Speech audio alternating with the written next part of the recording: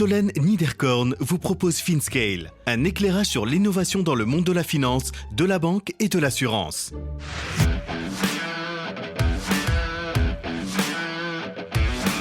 Construire le monde de demain au travers d'un fonds evergreen.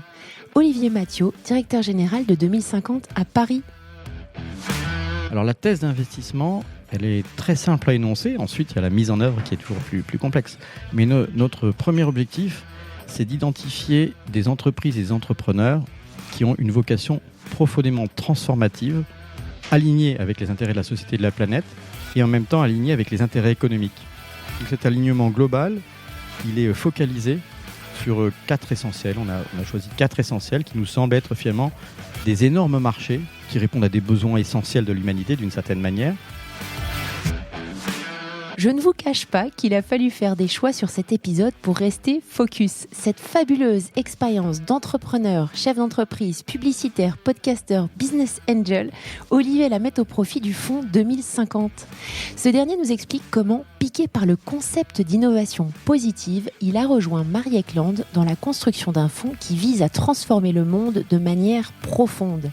Ce fonds Evergreen insuffle un vent nouveau dans le monde de l'investissement en réalignant notamment les intérêts des investisseurs, des entrepreneurs, de leurs équipes et des souscripteurs. Nous approfondissons la tension temporelle qui s'exerce tant pour les entrepreneurs que les investisseurs et qui très souvent pousse les uns et les autres à ne pas poursuivre des choix stratégiques, catalyseurs du changement. Cette vision long terme est pourtant capitale pour pouvoir remplir les objectifs ambitieux que nous devons poursuivre pour changer notre monde.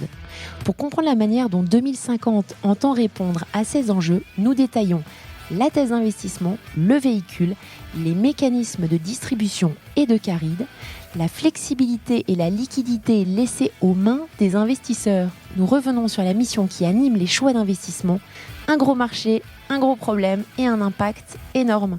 2 mots à retenir, fertilité et pérennité, c'est totalement inspirant. Bonne écoute à tous.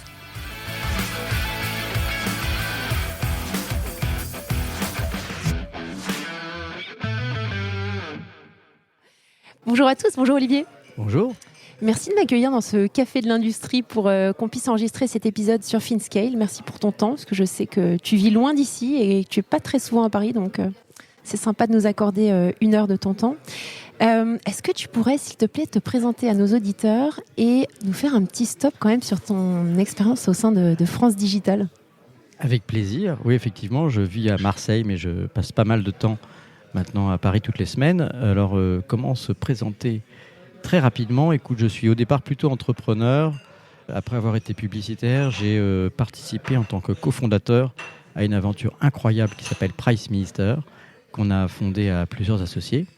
Ça, c'était au tout début des années 2000, donc vraiment pionnier du e-commerce, de ce qu'on appelle les marketplaces, à la fois en B2C et C2C, c'est-à-dire avec des vendeurs particuliers et des vendeurs professionnels, qui cohabitaient au sein d'une grande base de données qui s'est déployée à l'international.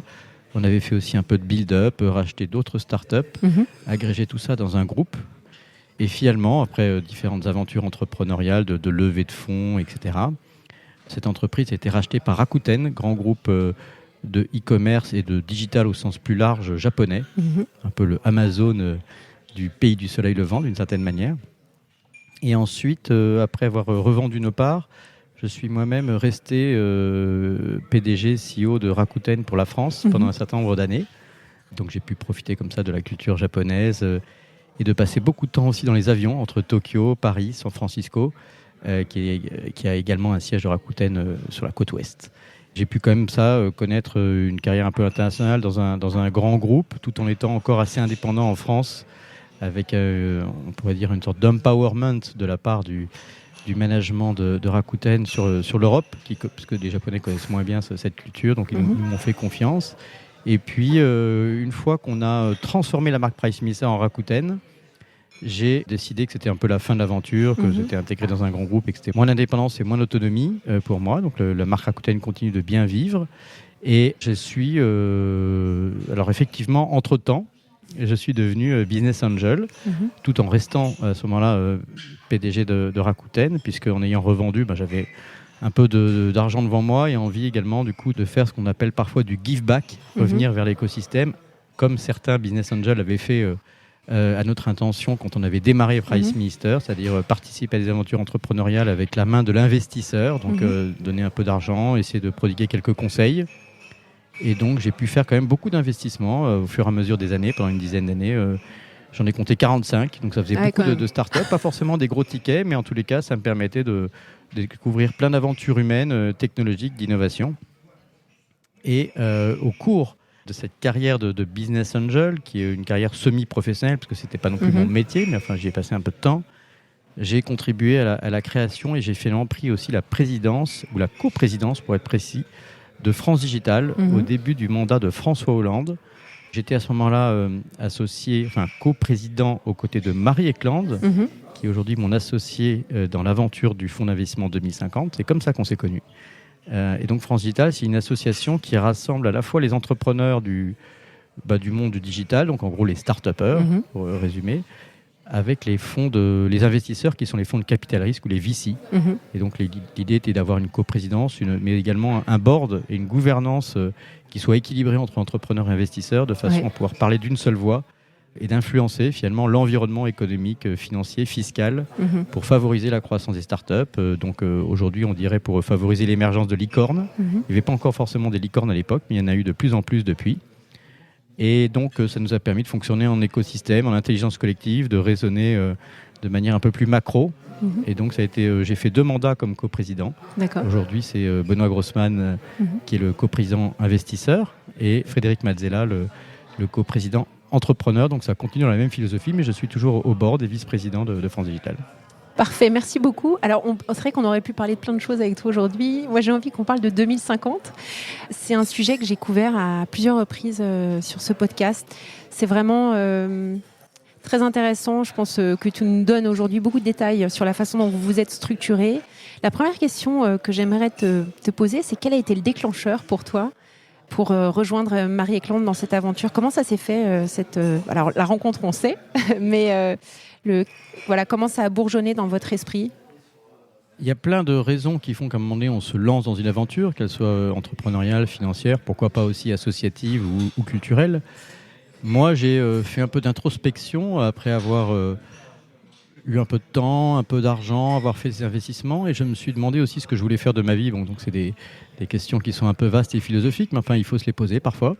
Et j'ai commencé par me dire, d'une part, que ce qui était important pour moi, c'était déjà de pouvoir travailler sur un projet avec les bonnes personnes, en tout cas avec les personnes avec lesquelles j'aurais envie de travailler. Donc l'association en tant que telle était fondamentale. C'était un critère qui était devenu très important pour moi et qui a aussi fait, je pense, le succès de Price Minister, où on était une bande d'associés très complémentaires qui se faisaient confiance autour de Pierre Kosciusko-Morizet à l'époque, mais également Pierre Krings, Justin Ziegler et Nathalie Morin. Et donc j'avais trouvé ça assez génial. Et puis au fur et à mesure de mes investissements de business angel, je me suis rendu compte que c'était un critère essentiel.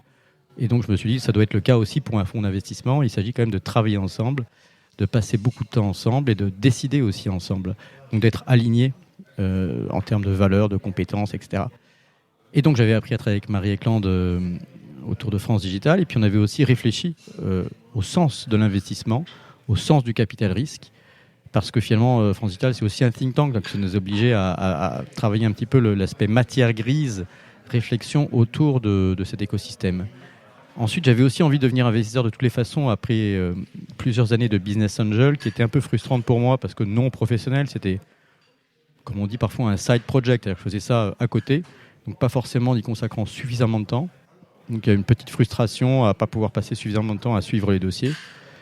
Puis, au fil des années, j'ai également pris la présidence d'un campus d'innovation qui est basé à Aix-en-Provence, qui est formidable, qui s'appelle The Camp, un campus d'innovation positive, et qui m'a aussi un peu transformé dans la façon de voir le monde, puisque c'était créé par un fondateur, Frédéric Chevalier, qui est décédé, hélas, juste avant l'inauguration, mais qui a insufflé une vision qui m'avait beaucoup intéressé. Je te demande juste d'approfondir sur l'innovation positive. Qu'est-ce que c'est ? Le concept d'innovation positive, on pourrait le détailler, mais donc pour résumer, il s'agit de se poser la question, non pas de l'innovation pour l'innovation, mais de l'innovation positive, c'est-à-dire au service d'une mission un peu plus large, qui peut recouper en fait les intérêts économiques, mais également les intérêts qu'on qualifie parfois d'intérêts généraux. L'intérêt général, donc, c'est les intérêts de la société, les intérêts de l'environnement, les intérêts de la planète, les intérêts de l'humanité au sens plus large. Et donc, l'innovation pour l'innovation, c'est une chose. Et parfois, dans le numérique, on peut avoir l'impression que ça tourne un peu en rond. Et c'est pas forcément suffisant. Et donc, on se disait, d'ailleurs avec Marie, que très souvent, les fonds d'investissement sont un peu moutonniers, c'est-à-dire suivent des tendances. Oui. Par exemple, la tendance de l'intelligence artificielle, la tendance du cloud computing, la tendance plus anciennement, la tendance du mobile marketing, etc. Et puis ensuite, de la blockchain ou d'autres sujets comme la cybersécurité, les deep tech. Enfin, il y a des mots qui sont un peu des buzzwords qui viennent. Et à un moment donné, un investisseur qui constitue son portefeuille auprès de ses souscripteurs, il ressent le besoin de cocher des cases. De faire comme tout le monde. Et donc voilà, donc ce côté comme tout le monde, ça m'embêtait un peu, parce que du coup, ça voulait dire qu'on n'a pas tellement le choix. Parce qu'on fait, au lieu de faire c'est des choix par défaut. Et donc on suit, dans ce cas-là, le sens du vent. Or, nous, ce qui nous semblait intéressant, c'était plutôt de souffler le vent. Donc c'est-à-dire plutôt que d'essayer de prédire l'avenir en suivant les autres, c'était d'essayer de dire quel avenir on désire réellement façonner. Donc de choisir où on met l'argent pour une intention particulière, positive, qui consiste à dire que si on fait un choix positif, volontaire, qui va donner une coloration à l'avenir, parce qu'on va investir dans un dossier A plutôt qu'un dossier B. Donc, ça veut dire qu'on favorise le dossier A par rapport au dossier B, donc il faut savoir pourquoi. Et on s'est dit aussi, c'est une citation de Churchill d'ailleurs, que finalement les seules choses qui vont dans le sens du vent, ce sont les feuilles mortes. C'est celles qu'on retrouve à un moment donné dans le même coin de la cour. Et c'est un peu dommage. Donc les feuilles mortes, c'est aussi le risque associé à la gestion d'un portefeuille. Donc on s'est dit qu'on voulait plutôt faire pousser des arbres que de ramasser des feuilles mortes. Donc ça, c'est un petit peu le sens du croisement finalement de mon expérience à The Camp, qui est un campus d'innovation positive qui accompagne des clients, groupes privés, publics, grands groupes, petits groupes, dans leur transformation positive autour des questions d'environnement, de développement durable, ce qu'on appelle les SDG, les Sustainable Development Goals. Et donc ça, c'était passionnant, mais il me manquait le bras armé du financement. Et donc j'ai rejoint cette aventure qui avait été lancée par Marie Eklund en me disant, oui, en fait, pour modifier l'avenir, pour créer un avenir, ce qu'on appelle nous un avenir plus fertile et plus positif, il faut avant tout commencer par en modifier la façon dont on le finance, parce que la finance structure finalement, d'une certaine manière, par ses impératifs, par ses critères de sélection et puis ensuite de suivi et d'optimisation, façonne les business models, parfois un peu malgré eux.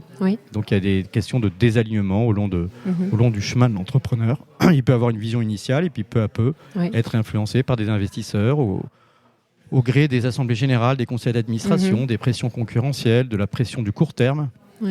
Et finalement, parfois prendre des décisions qui n'étaient pas complètement en ligne, et puis il peut oublier aussi d'où il vient. Donc on s'est dit, il faut jouer sur cette gouvernance, sur ces objectifs, sur cette mission. Alors parfois on parle de mission driven, ou d'avoir des entreprises qui soient avec une intention, vraiment purpose, comme on dit en anglais aussi.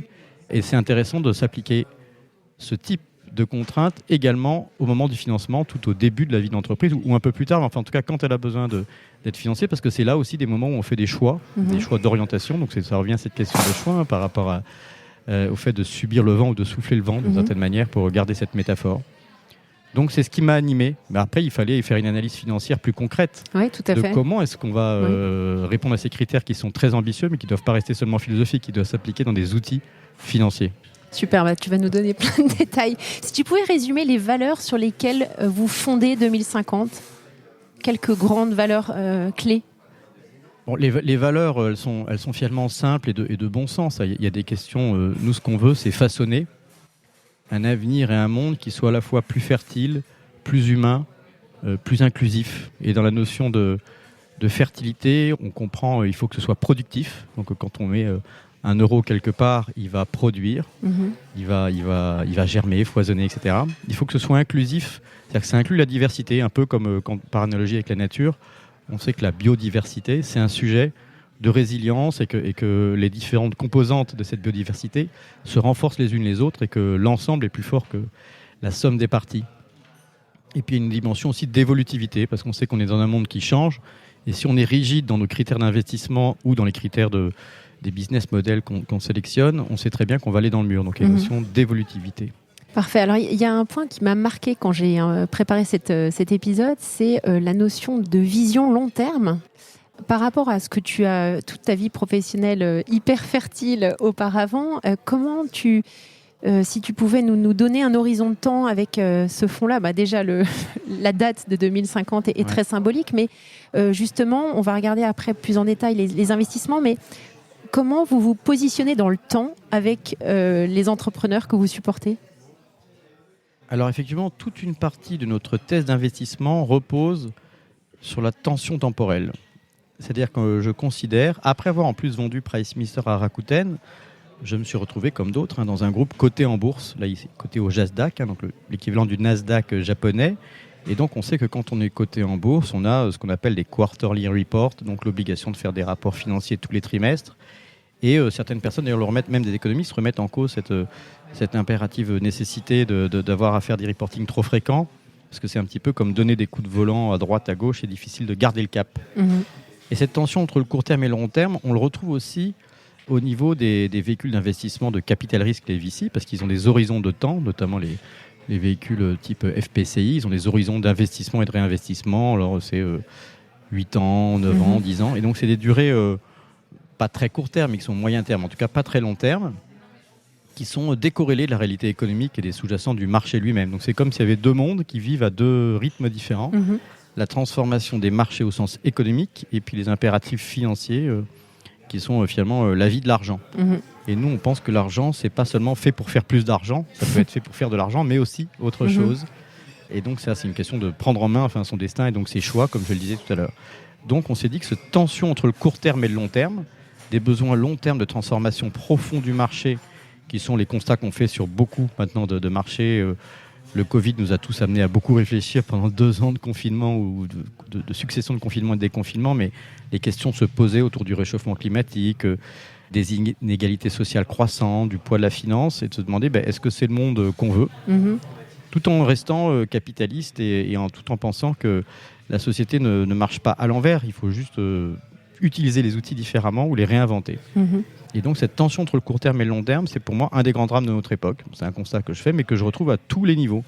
Je le trouve au niveau économique, dans la gouvernance des startups, qui doivent, dans certains cas, quand il s'agit de se revendre sous la pression des investisseurs, elles vont chercher à optimiser leur business model et peut-être à sacrifier ou prendre des décisions qui sont trop court-termistes par rapport à une vision de transformation très longue. Et donc, c'est vrai dans des sociétés cotées en bourse, mais je trouve que c'est vrai aussi des médias. Quand on parle des fake news dans mon univers digital, c'est très souvent la précipitation ou la réduction, les problèmes économiques des médias qui font que c'est compliqué d'avoir beaucoup de journalistes, de double vérifier, triple vérifier une information. Donc il y a une course finalement à sortir des coûts en termes de médias. C'est donc typiquement cette précipitation sur le court terme peut donner des fausses informations. C'est vrai dans la démocratie en général, le mandat électoral souvent est trop court et donc les décisions d'un homme politique se jouent à des échéances qui ne sont pas suffisamment longues pour transformer profondément une collectivité locale, un pays, etc. Et donc dans la finance, on retrouve cette question de court terme et de long terme. Donc on s'est dit, il faut qu'on invente, et c'est le nom 2050, un horizon. Ce n'est pas la durée du fonds d'investissement en tant que tel, c'est l'objectif qu'on se fixe d'avoir transformé le monde avant 2050, qui est un grand rendez-vous qui est fixé aussi par l'ONU autour d'un certain nombre d'objectifs de développement durable, mais notamment le rendez-vous de l'humanité avec elle-même en termes de démographie, le moment où on atteindra 10 milliards d'habitants sur Terre, avec plein de rendez-vous intermédiaires autour des questions d'émissions de gaz à effet de serre, des questions de migration, des questions de réfugiés, des questions de réchauffement climatique, etc. Parfait. Mais écoute, ça fait une super transition avec la question qui vient après. Tu me dis si je me trompe, mais la structuration du fonds que vous avez mise en place vise à justement réaligner les investisseurs et les entrepreneurs sur ce même horizon de temps. C'est pour la raison pour laquelle vous avez créé un fonds Evergreen, c'est correct ? Absolument. Est-ce que tu pourrais nous expliquer... Pardon, je t'ai coupé. Non, mais je disais que j'étais content que tu emploies le mot alignement ou réaligner, parce que je me suis dit que j'avais oublié de le dire, et c'est l'essentiel finalement de notre façon de voir, de notre regard porté sur les choses. C'est-à-dire que cette tension entre le court terme et le long terme que je décrivais rapidement et que je vois beaucoup dans la finance, qui rejoint la tension entre finance et économie, elle vient d'un désalignement progressif, un peu comme en physique, on parlerait de loi d'entropie. C'est comme si mécaniquement le monde se désordonne, ou une sorte de chaos ambiant apparaît dans les lois économiques à cause des pressions du court terme. Et tout le monde le sait que le monde est de plus en plus financiarisé, et il ne s'agit pas d'être de droite ou de gauche, c'est plus un constat économique qui est fait dans les indicateurs et comment la richesse se redistribue, etc. Et on n'a pas de problème avec l'enrichissement personnel, on se demande juste à quoi ça sert ou comment l'orienter. Donc on crée un fonds d'investissement qui va nous permettre nous aussi de nous enrichir parce qu'on est réellement inscrit dans l'univers de la finance et du capitalisme, mais avec une mission qui anime les choix éditoriaux, enfin les choix d'investissement qu'on va pouvoir faire. Et la réponse à ça, c'est la réponse au désalignement entre les intérêts court terme du financier qui veut un TRI à un horizon pas trop lointain et une liquidité à laquelle il a le droit, et l'entrepreneur qui a besoin de transformer profondément, surtout quand il s'attaque à des gros marchés qui sont structurés parfois sur le plan industriel ou serviciel depuis des générations, il lui faut du temps pour le transformer. Et donc, ces tensions-là, elles sont compliquées dans la chaîne de financement qui se succèdent, des séries A, B, C, traditionnelles, des startups, et les fonds d'investissement qui sont obligés de revendre parfois trop tôt, ou parfois après une introduction en bourse, ou parfois entre deux tours. Finalement, ils n'ont pas cette possibilité d'accompagner suffisamment bien l'entrepreneur. Donc on s'est dit, il s'agit de réaligner les intérêts des entrepreneurs avec les intérêts des investisseurs. Et pour aller beaucoup plus loin dans l'alignement, il faut aussi aligner les intérêts des souscripteurs de notre fonds avec nos intérêts à nous en tant que gérants, avec ceux de nos entrepreneurs qu'on choisit, et puis vérifier et mesurer l'alignement entre les entrepreneurs et leurs équipes, au sein de la gouvernance et du management, et puis après, avec leur écosystème, fournisseurs, clients, partenaires, etc. Et quand on tire ce trait d'alignement, on peut dire que c'est une ligne pour jouer sur le mot de l'alignement. Si on tire cette ligne, l'alignement également avec l'intérêt général de la société et finalement de l'environnement et de la planète. D'accord. Je pense que tout est lié, que c'est un écosystème. Alors, on va essayer de dépioter tout. Ça va durer plus qu'une demi-heure. Je suis désolée, on avait dit qu'on se fixait une demi-heure, mais ça va être plus long. Mais c'est trop intéressant. On a des réponses assez techniques qui répondent, j'espère, à ces préoccupations. Alors, le fonds, déjà, si on regarde le fonds, la façon dont le fonds a été structuré, de quel type de fonds s'agit-il ? Est-ce que tu pourrais revenir sur, vraiment de façon concrète, la liquidité, le cycle de vie du fonds comparé à un fonds traditionnel de VC ?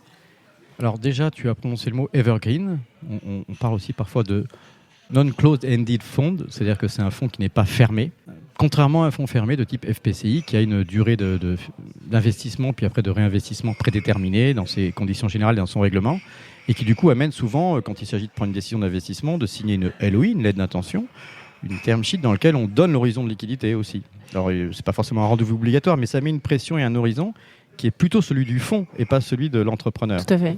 Donc c'est un premier désalignement d'une certaine manière. Donc le fonds Evergreen, c'est ce fonds toujours vert qui reste ouvert, comme un champ qui resterait toujours ouvert. Et il n'est pas une limite dans le temps. Alors en l'occurrence, si, parce que c'est une société en libre partenariat qui a 99 ans, mais donc c'est bien au-delà de la vie humaine, enfin en tout cas de la vie d'investisseur. Mais ça c'est juste technique. Et voilà. Donc c'est un fonds qui n'est pas fermé, à la fois dans le temps et ni en nombre d'actions. C'est-à-dire qu'un fonds d'investissement traditionnel, en private equity ou en VC, il émet un certain nombre de titres. Tout à fait. Et ensuite, il les émet, il va faire un closing, et ensuite il va investir, et puis ensuite redistribuer. Et c'est un nombre de titres fermés sur une durée fermée. Là, on peut, dans un fonds ouvert, réémettre des titres en permanence, régulièrement. Alors, nous, on choisit un rythme, par exemple, pour l'instant, on verra, on pourra s'adapter et évoluer, parce qu'on pense qu'il faut être évolutif. Mais notre premier test, en tous les cas, c'est d'opérer des levées de fonds et de réémettre des titres tous les 6 mois, donc 2 fois par an. Et donc, ensuite, d'avoir une durée d'investissement qui n'est pas prédéterminée, qui sera celui du rythme nécessaire entraîné, d'une part, nos possibilités de réinvestissement et les besoins économiques des entrepreneurs qu'on aura choisis. Attends, je peux juste faire une petite parenthèse par rapport à un fonds coté. Alors oui, effectivement, il existe des fonds Evergreen qui sont cotés. Oui. Et d'ailleurs, c'était le cas de 3i, qui est un fonds anglais coté en bourse, dont je crois l'histoire est intéressante, parce qu'ils avaient été créés à la fin de la Seconde Guerre mondiale, au moment du plan Marshall, donc vraiment un fonds pour investir dans les structures et la restructuration, la reconstruction de l'Europe et de l'Angleterre. Et donc, une des poches de ce fonds 3i est cotée, ça avait été notre actionnaire chez Price Minister. Et donc, c'est un fonds qui n'est pas fermé, donc qui permet d'avoir effectivement une liquidité. Et c'est le cas de certains fonds américains, et également une poche Raseo qui est comme ça. Donc, on peut effectivement entrer et sortir. Mais nous, on l'invente dans le domaine et au stade du VC, donc du capitalisme, donc un fonds qui est beaucoup plus early stage que les fonds, disons, de private equity ou de growth qui sont cotés en bourse. Mais pourquoi pas imaginer qu'à terme, quand on aura suffisamment d'argent sous gestion et suffisamment d'actifs, qu'on puisse coter en bourse le fonds 2050. C'est pas exclu. Aujourd'hui, on organise un fonds Evergreen privé, donc non public. Parfait. Alors si on regarde vis-à-vis donc du cycle de vie, on n'est plus du tout dans le même cycle de vie que tu décrivais pour un fonds de capital risque traditionnel. Qu'est-ce que ça change pour les investisseurs ? Alors les investisseurs achètent des parts du fonds Donc au départ, ils ont une certaine valeur, c'est la valeur de l'argent tout simplement. Et puis au fur et à mesure qu'on déploie cet argent et qu'on investit, on a des lignes, des startups plus ou moins importantes. On pourra parler des stades de maturité sur lesquels on investit, mais en tous les cas, on va avoir des actifs qui s'accumulent, des lignes d'investissement. Et donc ce qu'on appelle la NAV du fonds, la valeur actuelle nette du fonds, c'est la somme des valorisations effectuées régulièrement des différentes startups, plus le cash qu'on lève au fur et à mesure. Et donc l'ensemble de tout ça donne la valeur du fonds divisé par le nombre de parts, donc la valeur de la part. Et donc tous nos investisseurs sont toujours actionnaires de la même part. Il y a une part A du fonds. Et donc, au fur et à mesure que le temps évolue, cette part va s'apprécier. Et contrairement à des fonds de type FPCI, qui sont des fonds fermés et donc qui relèvent des vintages à la fin de leur période d'investissement. Donc, ils vont lever 50 millions d'euros ou 100 millions d'euros et puis au bout de 5 ans, repartir en levée de fonds pour faire le fonds X2, puis ensuite X3, puis ensuite X4. Ce qui permet aussi aux équipes de gestion de continuer de pouvoir facturer évidemment des frais de gestion qui leur permettent de payer des salaires, de recruter des équipes, de payer des loyers. Et donc, ils ont des fonds qui se succèdent les uns les autres, mais qui peuvent déjà créer un premier désalignement, des conflits d'intérêts entre les différents vintages de ces fonds. Tout à fait. Nous, on a décidé qu'il fallait un seul fonds, une seule enveloppe. Donc, tout le monde est actionnaire du même fonds qui lui-même investit dans les mêmes dossiers. Tout à fait. Donc, tout le monde, quel que soit le moment où vous allez investir, y compris dans 3 ou 4 ans, sera toujours la même part A du fonds, c'est seulement sa valeur aura changé. On a plutôt intérêt, évidemment, à investir au début si on pense que ça va marcher. Et alors, comme c'est quand même un processus d'investissement qui est différent et très novateur, est-ce que la typologie d'investisseurs que vous avez par rapport à un fonds plus classique change? Comment est-ce que les investisseurs se positionnent face à cette innovation et ce nouveau type d'investissement? Alors, une première bonne nouvelle, c'est que le fonds 2050, la société de gestion a été agréée par l'AMF et notre fonds est déclaré aussi à l'AMF. Okay. Donc ça, c'est un élément qui est très rassurant pour les investisseurs traditionnels qui connaissaient les fonds de capital risque avant l'arrivée de 2050. Donc ça veut dire qu'il y a eu beaucoup de temps de due diligence, d'audit qui a été réalisé par y compris la banque dépositaire qu'on a choisie, qui est KCIS, et par l'AMF pour vérifier les mécanismes de liquidité, le fonctionnement financier du fonds. Donc ça, c'est un élément qui rassure les investisseurs traditionnels auxquels tu fais allusion, qui peuvent avoir l'habitude de véhicules traditionnels de type VC, FPCI. Ensuite, la caractéristique du fonds, c'est que du coup, on ne fait pas de redistribution, en tout cas pas de redistribution automatique. C'est-à-dire que nos investisseurs mettent de l'argent à l'instant T, ensuite on le déploie, et on va pouvoir évidemment, parce qu'il s'agit aussi de gagner de l'argent pour pouvoir investir, pour pouvoir faire gagner de l'argent à nos investisseurs, on va aussi revendre partiellement ou complètement, avoir des exits, du secondaire, comme la vie d'un fonds traditionnel. Et on ne s'engage pas à redistribuer de manière automatique. Ça ne veut pas dire qu'on s'interdit non plus les redistributions, mais l'idée principale et sous-jacente, c'est qu'on réinvestit l'argent généré. Ce qui fait que donc du coup, vous n'êtes pas en train d'attendre en tant qu'investisseur, par comparaison, puisque c'était ta question avec d'autres fonds traditionnels, vous n'attendez pas quelque chose qui n'est pas à votre main et qui sera redistribué peut-être un jour, mais on ne sait pas quand et combien. C'est vous qui allez décider de revendre des parts du fonds en fonction de l'évolution de cette part, de la valeur de la part. Donc c'est laissé à la main des souscripteurs, donc des LPs. Et il y a une partie du carry qui est réinvestie également dans des projets éducatifs, c'est ça? Alors, donc première caractéristique, c'est que du coup la flexibilité et la liquidité que je décrivais est laissée à la main des investisseurs. C'est une première caractéristique importante qui est le fait que le fonds est evergreen et donc on peut rentrer ou sortir n'importe quand. Enfin, on a fixé quelques règles qu'on pourra préciser si c'est important, mais enfin en tout cas globalement l'idée c'est plus de flexibilité et de liquidité avec des mécanismes qui permettent de favoriser cette liquidité. Ensuite, effectivement, il y a une deuxième caractéristique de 2050 qui est qu'on consacre 10% des investissements et également 10% de la valeur créée au financement de l'économie des communs, ce qu'on appelle nous l'open source ou les Open Strategic Resources, c'est-à-dire en fait des projets de recherche, d'éducation, d'advocacy, d'influence, qui sont finalement l'environnement dans lequel évoluent nos startups, parce que c'est un enseignement important qu'on a appris avec l'aventure France Digital, c'est qu'il faut aussi faire évoluer l'environnement pour favoriser l'entrepreneuriat, pour favoriser l'innovation. Parfois c'est réglementaire, parfois c'est culturel, parfois c'est éducatif, etc. Et donc c'est un investissement qui est non-profit, mais qui est malgré tout au profit de la transformation des marchés. Donc il y a 10% d'abord sous forme de droit d'entrée qui est payé par les souscripteurs, donc c'est une fois, un one-off, 10%. Et ensuite c'est l'équipe de gestion qui refinance en divisant son carry par 2, donc les 20% Oui. de la plus-value, donc de la valeur créée, qui est traditionnellement captée par les investisseurs. Nous avons décidé de la diviser par 2 pour en reverser 10%, donc la moitié de 20%, dans le refinancement de ces projets communs. Top. Alors maintenant, on va parler de la thèse. En fait, il y a plein de choses que j'aimerais que tu partages avec nous. Donc, bien entendu, la thèse d'investissement, ce qui va vous préoccuper et les différentes startups dans lesquelles vous avez envie d'investir.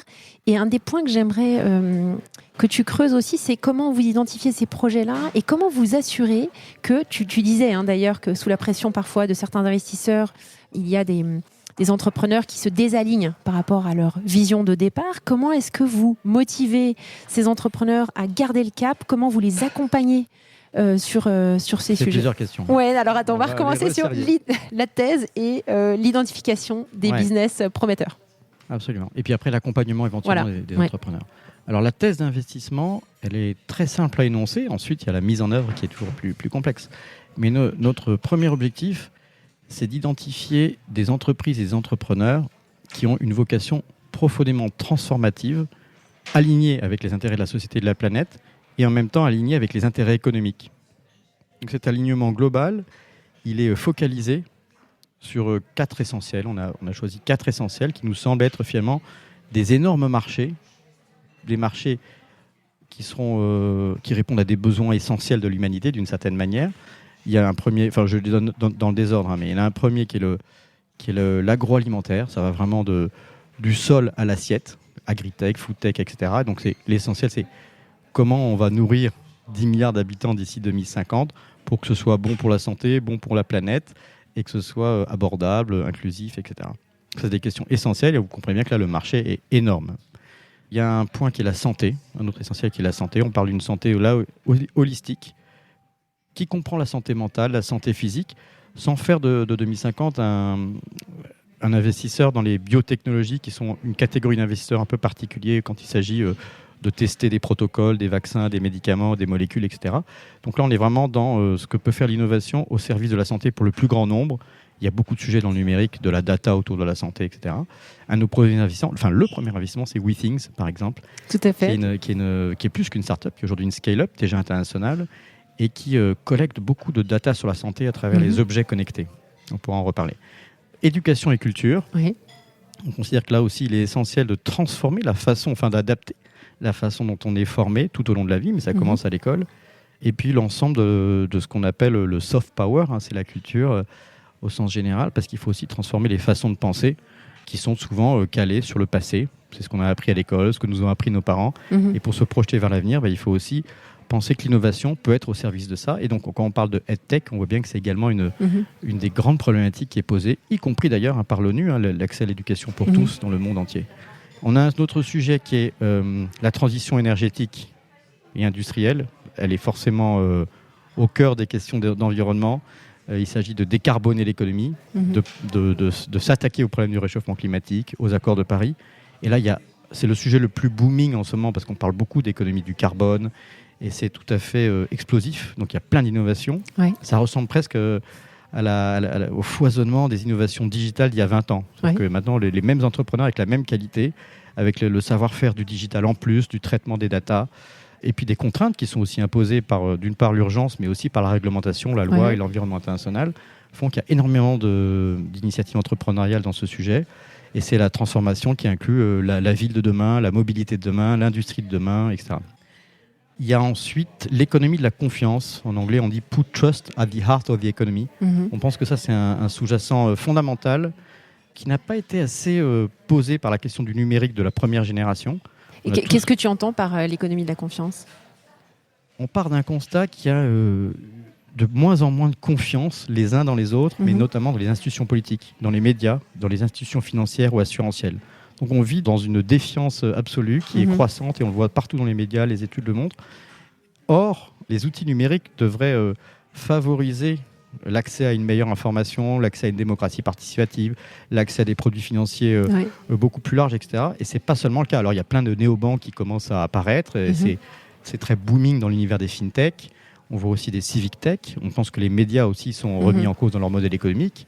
Ils le sont profondément. Il y a eu des crises économiques fondamentales dans toutes ces industries-là. Et donc, c'est ce qu'on appelle l'économie de la confiance au sens large, et qui est un point vraiment important pour notre équilibre d'ici 2050, parce que si on devient dépendant, j'allais dire un peu schématiquement, de la Chine dans la ressource et aux matières premières, on a plein de problèmes environnementaux, bilan CO2, accès aux métaux rares, aux ressources minières, etc. Il y a plein de problèmes qui se posent sociaux. Est-ce qu'on fait travailler des Ouïghours, des enfants dans certains pays? Donc il y a plein de problèmes éthiques. Et il y a aussi des problèmes directement démocratiques et de confiance dans notre rapport et notre dépendance aux emprunts d'État et également à la liberté individuelle qui existe beaucoup moins dans certains des pays auxquels on achète beaucoup. Donc voilà, donc la question de la confiance, elle est un sous-jacent, elle est immatérielle, mais elle est source d'innovation aussi. Et donc ça, c'est la thèse d'investissement. Voilà. Merci. C'est les secteurs d'investissement croisés avec le choix des entrepreneurs, qui était peut-être ta deuxième question. Oui, tout à fait, j'allais y venir. Voilà.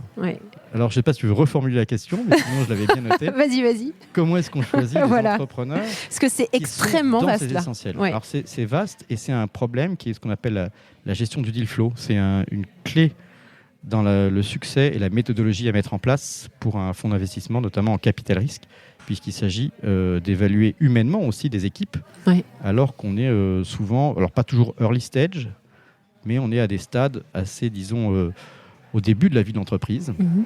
Notre point à nous, c'est de savoir déjà, est-ce que le business model est fondamentalement aligné avec ces essentiels qu'on a décrits, ces 5 piliers essentiels, d'une part, et est-ce qu'effectivement, la sincérité, la personnalité des entrepreneurs correspond aussi à ce qu'on recherche? Et ensuite, est-ce que le business model, l'alignement avec les sujets d'impact positif se retrouve non pas à la périphérie du business model et de la vision de l'entreprise, mais bien au centre? Parce que beaucoup d'entreprises, enfin presque 100% des entreprises pour être honnête, nous disent « Ah ben moi ça tombe bien, je fais aussi de l'impact ». Mais vaste sujet. Aussi de l'impact, c'est déjà un problème parce que c'est pas aussi. Et c'est pas de l'impact. C'est vraiment, est-ce que ce que vous faites est fondamentalement aligné?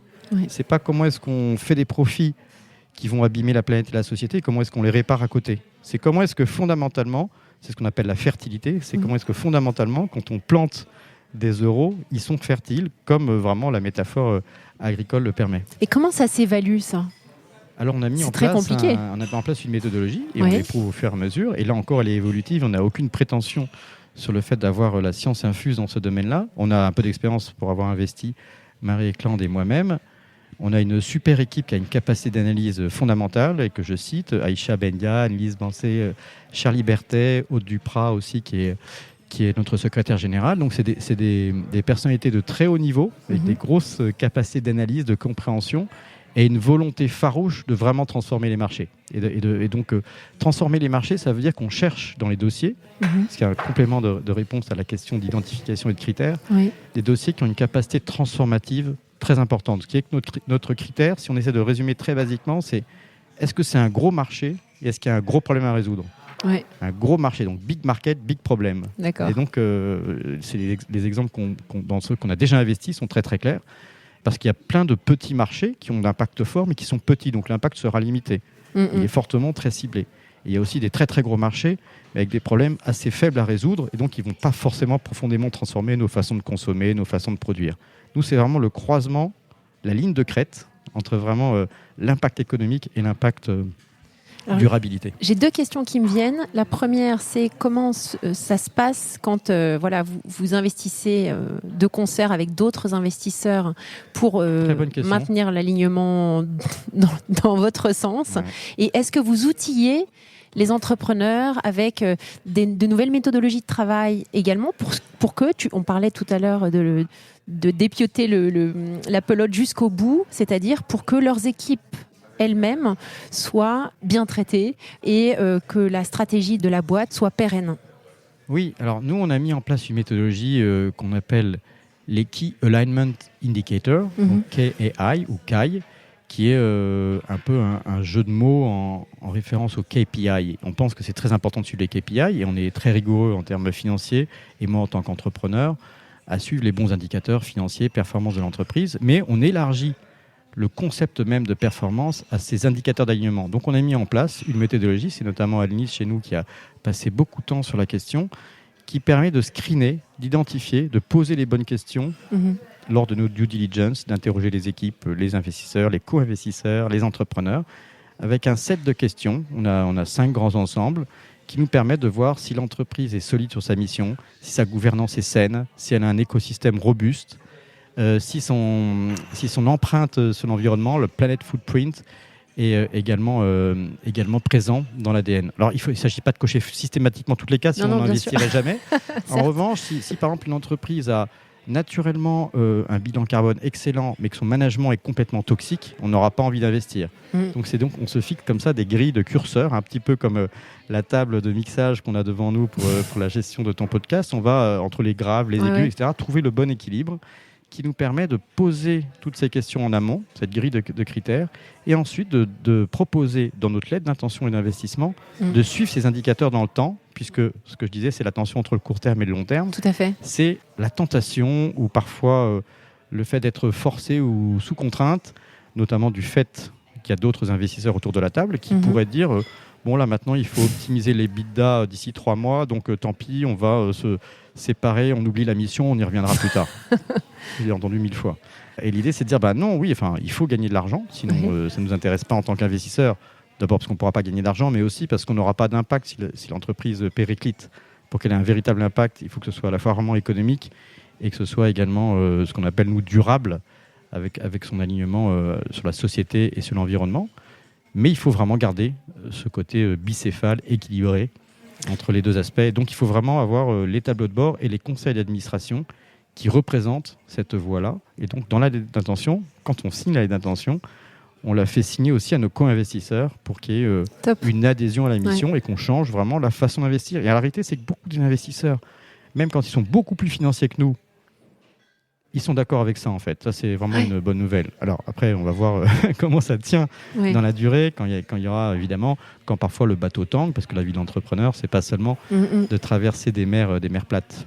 Alors, on va malheureusement devoir stopper cet enregistrement. J'ai moult questions encore à te poser, mais écoute, on les posera peut-être dans un second épisode. Est-ce que tu penses, vu que tu es dans tout cet écosystème depuis des années, que cette finance au service d'une économie durable et au service de l'humain, finalement, elle commence à infuser? Est-ce que tu veux pas nous donner des messages d'espoir avant qu'on se quitte ?